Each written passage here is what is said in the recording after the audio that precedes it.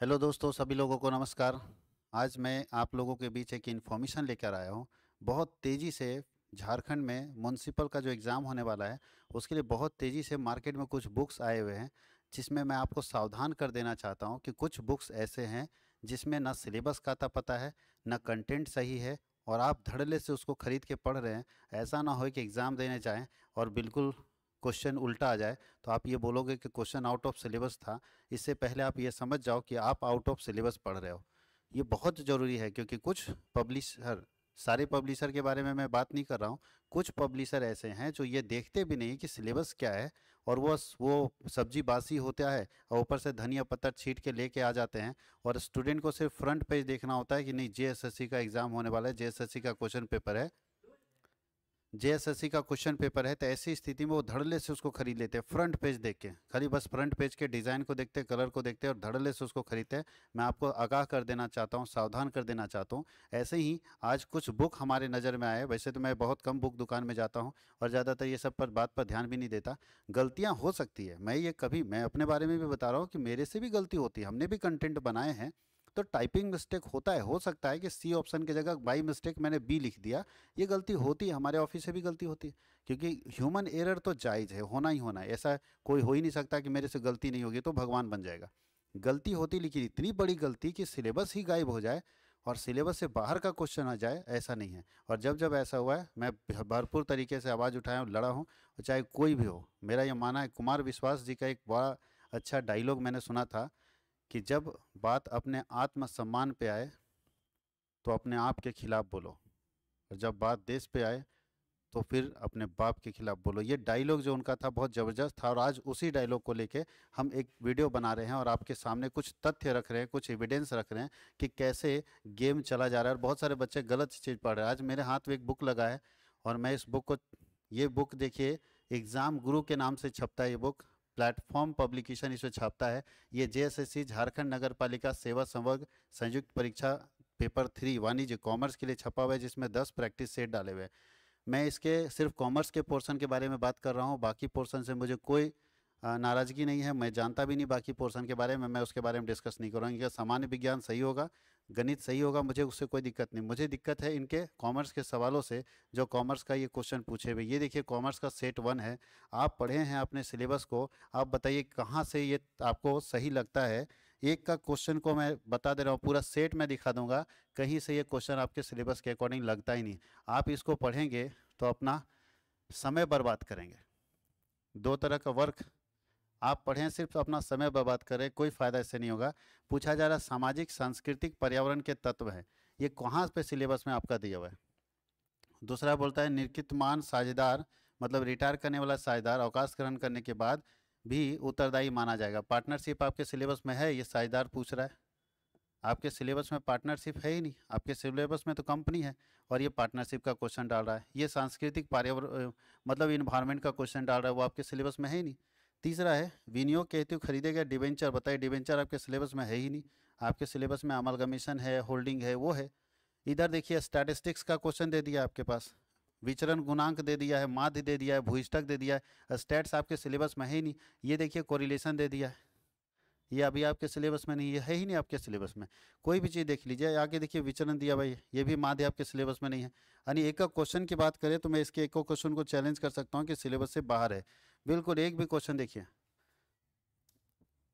ये देखिए कुछ कुछ लग सकता है क्योंकि कॉस्ट अकाउंटिंग सिलेबस में है, लेकिन जब कुल उत्पादकता गिरती है तो परिवर्तनशील श्रम लागत की एमपी एपी, ये इकोनॉमिक्स का क्वेश्चन है कि मार्जिनल है ना प्रोडक्ट क्या होता है, एवरेज प्रोडक्ट क्या होता है, ये इकोनॉमिक्स का है। ब्याज के क्लासिकल सिद्धांत इकोनॉमिक्स में आता है, ब्याज का सिद्धांत आपको पढ़ना ही नहीं।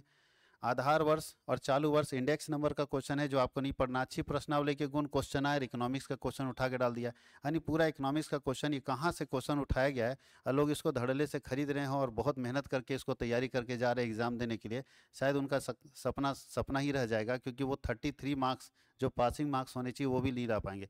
बोलता है अब आवृत्ति देखिए, ये भी स्टैटिस्टिक्स का क्वेश्चन है, ये भी स्टैटिस्टिक्स, कुछ समझ नहीं आ रहा कहाँ से क्वेश्चन दिया है। ये भी स्टैटिस्टिक्स का क्वेश्चन है, ये आप पढ़े ही नहीं कहीं सिलेबस में। ये सारे सांख्यिकी के क्वेश्चन डाले गए हैं, देख लीजिए। इधर अगर हम देखें तो क्रय बजट तैयार करते समय, ये चलिए एक क्वेश्चन मानते हैं क्योंकि बजटिंग पढ़ना है, तो चलो एक बजटरी कंट्रोल भी मानते हैं, उत्तरदायित्व अप्रत्यक्ष लागत भी मानते हैं। लेकिन उसके आगे चलते हैं 4-5 क्वेश्चन मिला। ऐतिहासिक लागत लेखांकन ठीक है, बोनस अंशों का मूल्यांकन भी ठीक है, चल प्रभार से सुरक्षित लेनदारों की सूची बताइए, ये तो है ही नहीं। एक प्रबंधक की पारिश्रमिक सीमा 5% का उल्लेख किस धारा में किया गया है? चलिए भाई मान लेते हैं, ये कंपनी का प्रारूप हमको पढ़ना नहीं है, न्यूनतम अभिदान हम लोगों को पढ़ना नहीं, कंपनी का वैधानिक स्तर ये भी नहीं पढ़ना। इधर देखिए पूरा स्टैटिस्टिक्स डाल दिया, ये हाइपोथेसिस टेस्टिंग डाल दिया, यानी ये रिसर्च का पूरा क्वेश्चन। ये स्टैटिस्टिक्स में देखिए ये हम लोग इंडेक्स नंबर में पढ़ते हैं, ये डाल दिया, ये भी इंडेक्स नंबर डाल दिया है। डेटा एंट्री विधि नहीं है, डेटा एंट्री हम लोगों को पढ़ना नहीं। चलिए मान लेते हैं कि ये क्वेश्चन है वसूली खाता, रियलाइजेशन अकाउंट पढ़ना नहीं है। स्टैंडर्ड एविएशन दिया हुआ है, तो बोलता है परमाप निर्धारित किए जाते हैं, चलिए वो क्वेश्चन मान लेते हैं, ये भी मान लेते हैं। क्वेश्चन को अभिनंत पास से बताइए, एक पासा को कितना बार उछाला जाए, सम संख्या विषम संख्या आने की प्रायिकता ज्ञात कीजिए। प्रायिकता आपके सिलेबस में नहीं है। यदि पाइसन वितरण का माध्य एम हो तो इसका प्रसरण क्या होगा, ये भी नहीं पढ़ना आपको, सब स्टेट्स डाला हुआ देख लीजिएगा आप।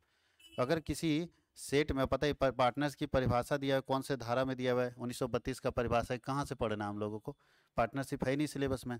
परिवर्तनशील अनुपात के नियम में तीसरी अवस्था क्या है बताइए, इकोनॉमिक्स का क्वेश्चन डाला है। अर्थशास्त्र प्रत्येक व्यक्ति में निम्न प्रकार से व्यवहार की आशा करता है, पढ़ना नहीं। किसी वित्तीय वर्ष में बाईबैक अधिकतम सीमा है, बाईबैक कितना बार किया जा सकता है, चलिए मान लेते हैं क्वेश्चन वो है। उदारवादी आयात निर्यात नीति है ही नहीं। मांग की आड़ी लोच क्या होता है, ये भी नहीं पढ़ना आपको। गिफ्ट एंड गुड्स इकोनॉमिक्स है, चलिए ये भी मान लेते हैं क्वेश्चन ठीक है। उत्पत्ति वृद्धि नियम नहीं पढ़ना आपको, ये सब इकोनॉमिक्स का मतलब ये हम मान ले आपको कि पूरे सिलेबस को ये जहाँ से भी लाए होंगे, जहाँ से भी लाया गया होगा वो सिलेबस के अकॉर्डिंग नहीं है, किसी दूसरे जगह पे पीजीटी का जो क्वेश्चन पूछा हुआ था उसको ये टाइप कर रख लेता है। ये कभी सिलेबस भी ध्यान नहीं दिया कि सिलेबस यहाँ पे क्या है। कुछ क्वेश्चन यानी अगर हम 100 क्वेश्चन की बात करें तो मान लीजिए 20 से 30 क्वेश्चन मैच कर रहा है, 70 क्वेश्चन गलत जा रहा है, खाली इकोनॉमिक्स डाला हुआ है। ताश की गड्डी में पान के पत्ता और इक्का निकालने जाने की प्रायिकता आप सिलेबस में ढूंढ लेना, कहीं मिल जाए प्रायिकता तो मैं बता दूं। ये पूरा प्रोबेबिलिटी दिया हुआ है, ये पूरा स्टैट्स दिया हुआ है, ये स्टैट्स है ही नहीं, ये यूपी पीजीटी में स्टैट्स पूछता है। बिहार पीजीटी में भी स्टैटिस्टिक्स नहीं है, यूपी पीजीटी में स्टैटिस्टिक्स पूछता है। तो मुझे लगता है कहीं नहीं कहीं ये यूपी पीजीटी से तो नहीं उठा लिए, ये पूरा स्टैटिस्टिक देखिए। एक साधारण पासा फेंकने पर 4 अंक आने की प्रायिकता क्या होगी, ये सब आपको पढ़ना ही नहीं। आप कहाँ से इसको मैं अपना समय बर्बाद कर रहे हैं। ये भी आपके पास पूरा देखिए स्टैटिस्टिक्स है, पूरा देखिए स्टैटिस्टिक्स है, सारा पूरा का पूरा स्टैटिस्टिक्स है। यानी कि अगर सही से देखा जाए तो 5 से 10 क्वेश्चन ठीक है, बाकी क्वेश्चन जैसे ये ठीक है। एकीकरण के लिए लेखांकन मानक संबंधित है AS14, ये ठीक है। अभी गोपन हो सकता है, चलिए ये भी मान लेते ठीक है। फिर उधर स्टैटिस्टिक्स है। तो ये पूरा सेट मैंने एक बना लिया PDF के तौर पर, ताकि आप लोगों को बताइए पूरे स्टैट सही है, आप लोगों को दिखा सके कि ये सही है या गलत है। और गलत के खिलाफ आवाज़ उठाने में जरा सा भी हिचकिचाना नहीं चाहिए, क्योंकि कितने लोगों का भविष्य इसके कारण बर्बाद हो जाएगा। आप सचेत रहिए, संभल के रहिए। बहुत सारे सिलेबस मैच नहीं करते, ये तो बुक मेरे हाथ लगा, कितने बुक ऐसे होंगे जिनमें सही से सिलेबस मैच नहीं करता होगा। ऐसा मैं नहीं कह रहा हूँ कि सारे पब्लिकेशन गलत है, बहुत सारे पब्लिकेशन ऐसे हैं जो रिस्पॉन्सिबल हैं, जो समझते हैं कि हम वो कंटेंट छापेंगे जिससे बच्चे का भविष्य बनेगा। लेकिन कुछ 2-4 मात्र % ऐसे पब्लिशर हैं जिनके कारण सारे बदनाम हो जाते हैं। अब एक डॉक्टर के पास पेशेंट इलाज कराने जाए और उसका किडनी निकल जाए तो बाकी लोगों में तो शक होना जायज़ है, बाकी डॉक्टर के पास भी लोग शक करेंगे, पता नहीं भाई निकाल लेगा तो इसीलिए होता है कि 1-2 लोग ऐसे गलत हो जाने के कारण पूरा पब्लिकेशन सेक्टर जो डैमेज होता है, और से सारे पब्लिशर को भी नुकसान होता है। तो ये काम पब्लिशर को भी सोचना चाहिए कि ऐसे लोगों के खिलाफ भंडा फोड़ना चाहिए, ऐसे लोगों के खिलाफ भंडा फोड़ कीजिए, ताकि वो गलत व्यक्ति गलत बुक छाप के मार्केट में पैसा ना कमाए। क्योंकि गलत बुक छाप के ज़्यादा कमाएगा वो, और वो ज़्यादा कमाएगा, नुकसान आपका होगा। क्योंकि जब बदनामी हो जाएगी तो लोग हर बुक को लेने से पहले डरेगा कि आपका बुक क्या है। तो आपका बिलीव होना चाहिए, आपके बुक पर इतना विश्वास पब्लिक करे कि आंख बंद करके खरीद ले कि ये पब्लिकेशन कभी गलत छाप ही नहीं सकता। इसलिए आपसे भी रिक्वेस्ट है सारे पब्लिकेशन वाले से कि आप ऐसे बुक को छापिए जिसमें जनता विश्वास करे, आंख बंद करके परचेज कर ले कि ये बुक गलत नहीं है। और इस तरह के गलत कंटेंट रिक्वेस्ट है उनसे ना छापे, किसी बच्चे का फ्यूचर ना बर्बाद करे। गलतियां होती हैं, मेरे से भी गलती, मैंने भी कंटेंट बनाया, बहुत सारे लोग झारखंड में खरीदे हैं, 150 से 200 लोग खरीदे हैं मेरे भी नोट्स को। लेकिन ऐसा नहीं है कि गलती हुई है, गलती किसी से भी हो सकती है, इसमें कहीं कोई दिक्कत नहीं है। मुझे गलती से शिकायत नहीं, लेकिन पूरा सिलेबस अगर चेंज हो जाए तो इससे तो शिकायत होगी ना।